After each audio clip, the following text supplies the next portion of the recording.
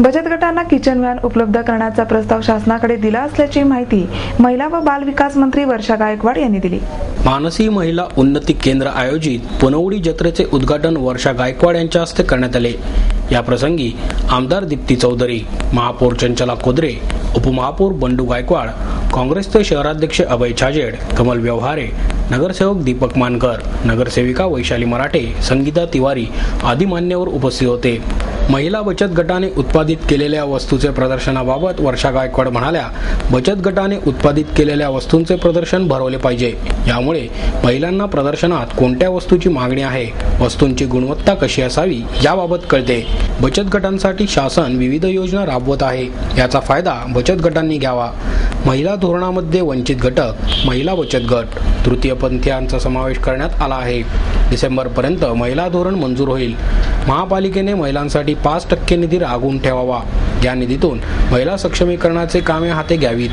कुपोषणासाठी उपाययोजना करण्याची गरज आहे। महिला आणि बाल विकास विभागाच्या चतुर्थ श्रेणीतील कर्मचाऱ्यांच्या वेतनासंदर्भात केंद्राशी चर्चा केली आहे, असेही त्यांनी सांगितले। सांगतात की पुनवडी जत्रेच्या माध्यमातून आम्ही ताई मॉरिशसला गेलो, आपण मॉरिशसला जाऊ, महिलांना मॉरिशसला घेऊन जाऊ, बचत गटांना एक संधी या माध्यमातून विदेशामध्ये जाऊन त्यांना एक संधी मिळाली पाहिजे। मला या ठिकाणी या जत्रेच्या कार्यक्रमाच्या उद्घाटन झालं हे असं म्हणत असताना या गोष्टीचा अभिमान वाटतो की या जत्रेला कधी मॉरिशसच्या मंत्र्यांनी येऊन उद्घाटन केलं होतं, तर कधी आमचे युवा नेते राहुलजी गांधी या कार्यक्रमाला येऊन गेले होते आणि आज तो सन्मान मला दिला, त्याबद्दल माननीय दीप्तीताई चौधरी यांचा मी मनापासून आभार मानते।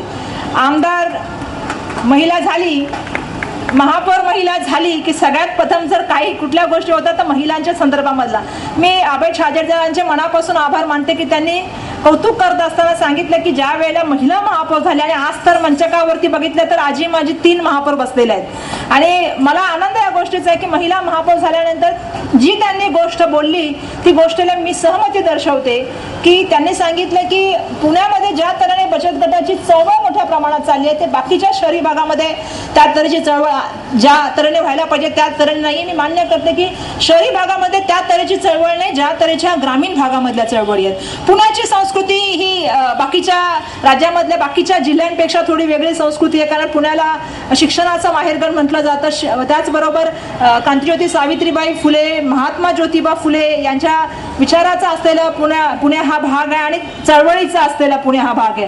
पुरोगांचे प्रयत्न चालतात की पुण्यामध्ये महिला बचत गटाच्या माध्यमातून कधी संगीताताईंनी ऑर्गनाईज करते, कधी कमलताई ऑर्गनाईज करतात, कधी यावेळेला दीप्तीताईंनी कार्यक्रम केलेला आहे।